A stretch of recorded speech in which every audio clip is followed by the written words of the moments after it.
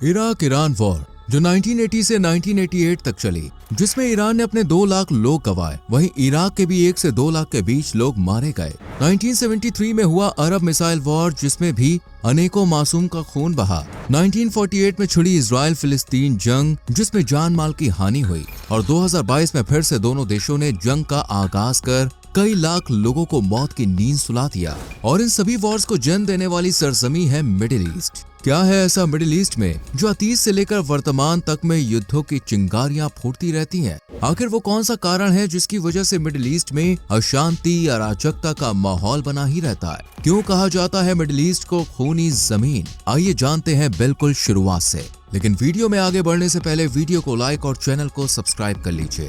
Middle east जो कई विविध संस्कृति, भाषा, रीति रिवाजों का गढ़ माना जाता है, इस क्षेत्र में Bahrain, Iran, Iraq, Jordan, Kuwait, Lebanon, Oman, Qatar, Saudi Arab, संयुक्त अरब अमीरात, यमन, इजराइल, सीरिया, फिलिस्तीन जैसे तमाम देश आते हैं, जिनमें रहने वाले इस्लाम, यहूदी, क्रिश्चियन, बौद्ध, बहाई विश्वास, यारसनवाद, याजिदवाद जैसे अनेकों धर्मों से ताल्लुक रखते हैं। यही धार्मिक विविधता मिडिल ईस्ट में युद्धों की सबसे बड़ी वजह मानी जाती है, जबकि बची कुची कसर पूरी करती है भौगोलिक स्थिति, जिसे अशांति का सबब बताया जाता है। लेकिन कैसे और किसने किया ये बंटवारा, इसे जानने के लिए आपको लेकर चलते हैं फ्लैशबैक में। बात है 20वीं शताब्दी की, जब पूरा मिडिल ईस्ट यूरोप का एक बड़ा हिस्सा ऑटोमन साम्राज्य के अंडर में हुआ करता था, जिसे सल्तनत उस्मानिया के नाम से भी जाना जाता है। इस डायनेस्टी ने 600 सालों तक यहाँ पैर जमाए रखे। ये एक मुस्लिम डायनेस्टी थी, जिसकी वजह से इनके अंडर में जो एरियाज आते थे, उनमें दूसरे धर्मों के लोगों के बीच अशांति का माहौल पैदा हो गया था,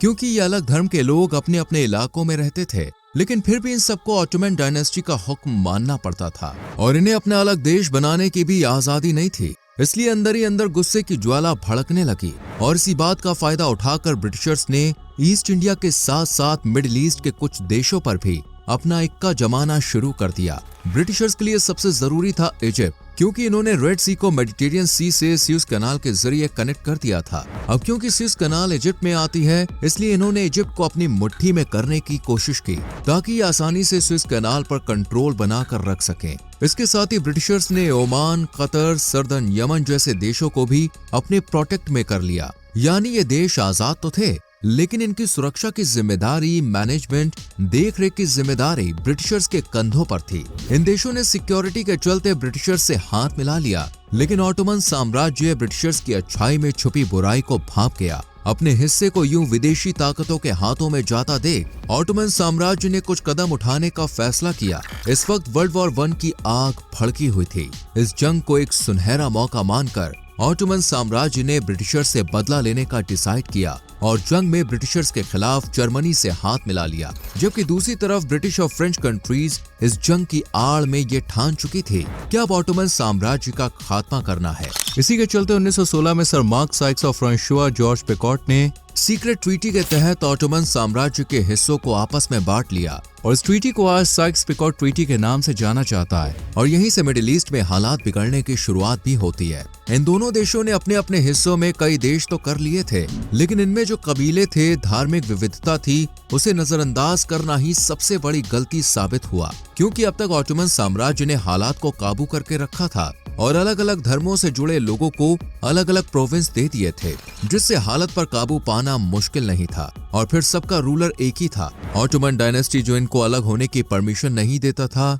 लेकिन ब्रिटिश और फ्रेंच ने इन्हें आपस में बांट लिया। पर इससे पहले कि ये इन पर हक जमा पाते, हालात बिगड़ने शुरू हो गए, क्योंकि वर्ल्ड वॉर से पहले ही ब्रिटिशर्स ने अरब से कई वादे कर लिए थे। ब्रिटिशर्स चाहते थे कि अरब देश ऑटोमन साम्राज्य के खिलाफ जाकर इनका साथ दे, और इन्हें अपनी साइड करने के लिए ब्रिटिशर्स ने भी वादा किया कि अगर वो इस जंग में उनका साथ देते हैं, तो उन्हें अपना एक अलग मुल्क दिया जाएगा, जहां की बादशाहत उनके हाथ में होगी। इधर ताकत का लालच देकर अरब को अपने साथ शामिल करने की चाल थी, तो वहीं दूसरी तरफ ब्रिटिशर्स ज्यूइश का साथ पाने के लिए इन्हें फिलिस्तीन में खुद का देश देने की बात कही गई, और ये सब वादे वर्ल्ड वॉर 1 से पहले किए गए। अब साथी तो मिल गए, लेकिन हथियार, टैंक्स और दूसरे इक्विपमेंट्स के लिए ऑयल की जरूरत थी, और इस वक्त ऑयल का सबसे बड़ा मालिक सिर्फ एक था, अमेरिका, जो ब्रिटिशर्स की मदद कर सकता था। लेकिन ब्रिटिशर्स ने इनकी हेल्प नहीं ली, क्योंकि अमेरिका के प्रेसिडेंट वुडरो विल्सन युद्ध के बाद एम्पायर्स और कॉलोनीज के अगेंस्ट थे, जबकि ब्रिटिशर्स का तो यही मकसद था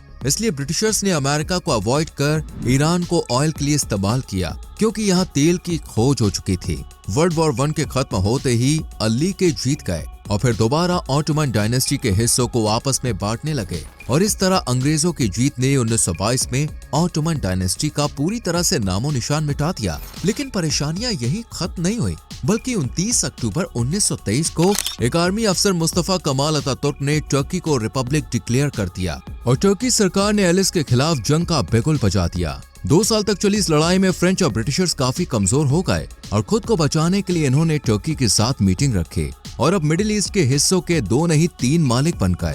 टर्की को एक अलग देश बनाकर उसका हिस्सा दे दिया गया, जबकि बाकी हिस्से को फ्रेंच और ब्रिटिशर्स ने आपस में बांट लिया। बसरा, बगदाद और मोसुल तीनों अलग अलग प्रोविंस को एक बनाकर मैंडेट ऑफ मेसोपोटामिया की शक्ल दे दी। हालांकि इन तीनों ही प्रोविंस के डेमोग्राफिक्स में काफी विविधता थी। जैसे मोसुल की मेजॉरिटी में कुर्दिश पीपल थे, बगदाद सुन्नी अरब मुस्लिम्स का घर था, जबकि बसरा शिया की बड़ी आबादी को समेटे बैठा था। इसी धार्मिक विविधता को एक छतरी में लाने की वजह से इंटरनली इंस्टेबिलिटी बढ़ गई। आगे जाकर यही पूरा एरिया इराक बना। ब्रिटिशर्स ने इराक के ही हिस्से यानी कुवैत को फोर्सफुली इराक के बसरा से अलग कर दिया। इसी गलती ने इराक और कुवैत की जंग को जन्म दिया। जब अंग्रेज यहाँ से चले गए थे तो इराक ने कुवैत को अपना हिस्सा मानकर उसे वापस से इराक में मिलाने की कोशिश की, लेकिन अब तक कुवैत खुद को इराक से अलग मान बैठा था, इसलिए वो इराक के अंडर में आने के लिए तैयार नहीं था। ये देखकर 1990 में सद्दाम हुसैन ने कुवैत पर अटैक भी किया, लेकिन इराक को खाली हाथ ही लौटना पड़ा। अंग्रेजों के जाने के बाद इराक के हालत काफी नाजुक बने रहे और फिर कुवैत को वापस देश में मिलाने की जिद भी इन्हें कंगाल बनाने की वजह बनी। इधर मिडिल इराक और कुवैत के बीच टेंशन थी, तो वहीं दूसरी तरफ लेबनान भी अशांति का घर बन गया, क्योंकि इसे एज अ क्रिश्चियन कंट्री के तौर पर बनाया गया था, जबकि इसमें शिया, अलावित, सुन्नी जैसे अलग अलग धर्मों के लोग भी रहते थे। यही हाल सीरिया का भी था और टेंशन को कम करने के लिए इन सभी अलग प्रोविंस को एक बनाकर सीरिया का नाम दिया गया। इसी तरह जब फ्रांस ने सीरिया का हाथे प्रोविंस टर्की को दिया तो इससे सीरिया और टर्की के बीच दुश्मनी ने जन्म ले लिया और आखिरकार 1940 में सीरिया ने फ्रेंच से आजादी हासिल की और साथ ही हैते प्रोविंस और लेबनान को भी वापस देने की मांग की, जिससे झगड़ा बढ़ गया। इस युद्ध की स्थिति में घी डालने का काम किया ऑयल ने। दरअसल ऑयल भी उन एरिया में निकला जहां पहले से हालात खराब थे। जैसे इराक में जिन एरियाज में तेल की खोज हुई वो थे मोसुल और बसरा, जहां शिया अरब और सुन्नी कुर्द्स के लोग थे, जबकि जो इराक था वो सुन्नी समुदाय का घर था। इसी तरह इराक के हिस्से कुवैत में भी तेल निकला और इराक ने कुवैत को और तेल को पाने के लिए जद्दोजहद करनी शुरू कर दी। मिडिल बात में हुई ऑयल की डिस्कवरी को देख अमेरिका ने भी यहाँ दखल देना शुरू कर दिया। इतने ही नहीं, हालात तब बेकाबू हुए जब ब्रिटिशर्स ने अपना वादा निभाते हुए यहूदियों को फिलिस्तीन का 62% हिस्सा दे दिया, जो आज इजराइल के रूप में हमारे सामने है, जबकि यहूदियों से डबल आबादी वाले अरब को महज 38% देकर एक नई लड़ाई को जन्म दे दिया। किसी भी अरब स्टेट ने इजराइल को एज अ कंट्री एक्सेप्ट नहीं किया और 1948 में इजराइल के अगेंस्ट जंग करने का फैसला हुआ और अमेरिका ब्रिटिशर्स की मदद से अरब कंट्रीज इजराइल को हरा नहीं पाई और इस हार से अमेरिका और ब्रिटिश के खिलाफ एक ऐसा दुश्मन आया जिसने इन्हें नाको चने चबवा दिए। ये थे इजिप्ट के कमाल अब्दुल नैसर, जो मिडिल ईस्ट में मौजूद सभी अरब देशों को सुपर पावर बनाने का सपना सजा चुके थे और चाहते थे कि इन देशों का तेल इनके दुश्मनों के खिलाफ इस्तेमाल हो। 1954 में नैसर ने ब्रिटिश, अमेरिका और इनके सपोर्टर्स कुवैत और सऊदी अरब के खिलाफ सभी अरब देशों को इकट्ठा कर स्विस कैनाल से फ्रेंच और ब्रिटिशर्स के मालिकाना हक को खत्म कर दिया। नैसर की बढ़ती ताकत को खत्म करने के लिए सऊदी अरब, जॉर्डन इसके खिलाफ खड़ी हो गई और यमन में नैसर की हामी नेशनलिस्ट और वहां की मोनार्किस्ट गवर्नमेंट के बीच युद्ध शुरू हुआ और अपने दुश्मनों की तादाद ज्यादा होने की वजह से इजिप्ट इस जंग में बुरी तरह से हार गया और फिर लगे हाथ इजराइल ने मौके पर चौका मारकर इजिप्ट में अटैक कर दिया, जिसे आज 6 वॉर डे के नाम से जाना जाता है, जिसके चलते इजिप्ट के हाथों से सिनाई पेनिनसुला वाला एरिया निकलकर इजराइल के खाते में चला गया। इस हार के बाद 1970 में नैसर का दिल का दौरा पड़ने की वजह से डेथ हो गई। नैसर की जगह ली इनके सपोर्टर इजिप्ट के राष्ट्रपति अनवर सादत ने। इन्होंने सीरिया के साथ हाथ मिलाकर 1973 पर अटैक कर दिया और इस तरह यौम किपर वॉर का आगाज हुआ। लेकिन ज्यादा नुकसान होने से पहले अमेरिकन प्रेसिडेंट जिमी कार्टर बीच में आ गए और इजिप्ट और इजराइल दोनों की दुश्मनी खत्म करवाकर इस जंग पर यहीं पूर्ण विराम लगा दिया और इजराइल ने सिनाई पेनिनसुला वापस इजिप्ट को सौंप दिया और साथ ही शर्त के मुताबिक इजिप्ट ने इजराइल को एक देश के तौर पर भी मान्यता दे दी जिससे बाकी अरब देशों का गुस्सा फूट पड़ा, क्योंकि इजिप्ट ने अरब देशों के सबसे बड़े दुश्मन के साथ न सिर्फ हाथ मिला लिया था बल्कि उसे ऐसा कंट्री भी मान लिया था जिसकी सजा अनवर सादत को मौत के रूप में मिली और सभी अरब देश इजिप्ट के खिलाफ हो गए।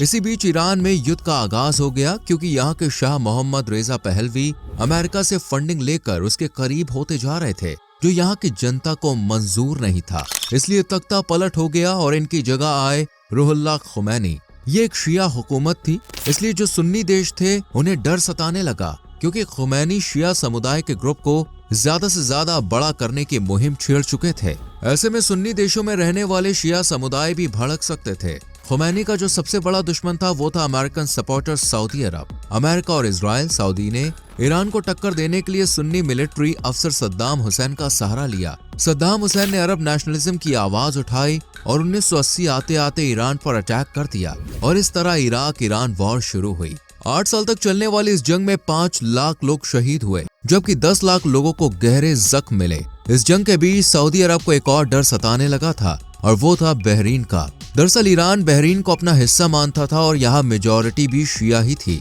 जबकि जो रूलर था वो सुन्नी था। इसलिए सऊदी अरब को तख्त पलटने का खतरा बढ़ता हुआ नजर आया, क्योंकि अगर ऐसा होता तो ईरान बहरीन पर कब्जा जमाकर सऊदी अरब के पास में ही मौजूद एरियाज में ऑयल फील्ड्स को भी अपने कब्जे में कर लेता। ये सोचकर भी सऊदी ने सद्दाम हुसैन को फंडिंग देना जारी रखा ताकि ईरान जंग में ही उलझ कर रहे। 8 सालों बाद जंग ठंडी हुई तो एक नई जंग की शुरुआत हो गई। दरअसल इराक के सद्दाम हुसैन चाहते थे कि कुवैत ईरान के खिलाफ जो फंडिंग दी थी वो भूल जाए, फिर खुद को इराक में ही शामिल कर ले। कुवैत ने किसी भी बात को कबूल नहीं किया और फिर सद्दाम हुसैन ने कुवैत में भी सभी ऑयल फील्ड्स को अपने कब्जे में कर लिया। इसके बाद इराक के पास पूरी दुनिया के तेल का 20% हिस्सा हो गया। ये देखकर सऊदी अरब को भी अपनी ऑयल फील्ड्स जाने का डर सताने लगा और फिर सऊदी की मदद के लिए आया अमेरिका, जिसने पहले तो इराक के हाथों से कुवैत को छीना और फिर बहरीन में हेडक्वार्टर बनाकर सऊदी के ईरानी रेवोल्यूशन के आने के डर को भी खत्म कर दिया। इस तरह अमेरिका की इन्वॉल्वमेंट मिडिल ईस्ट में बढ़ती गई